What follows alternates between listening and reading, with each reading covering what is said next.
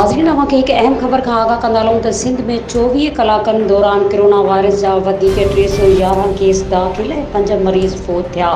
सिंध में corona virus सबबि hello ताईं फ़ौत थियलनि जो अंग वधी 2231 थी वियो। कराची में 201, शहीद बेनज़ीराबाद में 12 ऐं हैदराबाद में कोरोना जा 9 केस रिपोर्ट। सखर में 7, घोटकी ऐं सिजावल ज़िलनि में 6, सांगड़ ऐं ठठे में 5 केस रिपोर्ट। नाज़रीन अवांखे हिकु भेरो ॿीहर आगाह कंदा हलूं त सिंध में 24 कलाकनि दौरान कोरोना वायरस जा वधीक 311 केस दाख़िल ऐं 5 मरीज़ फ़ौत थिया। सिंध में कोरोना वायरस सबबि हेल ताईं फ़ौत थियलनि जो अंग वधी 2231 थी वियो। कराची में 201, शहीद बेनज़ीराबाद में 12 ऐं हैदराबाद में कोरोना जा 9 केस रिपोर्ट। सखर में 7, घोटकी ऐं सिजावल ज़िलनि में 6, सांगड़ ऐं ठठे में 5 केस रिपोर्ट कया विया।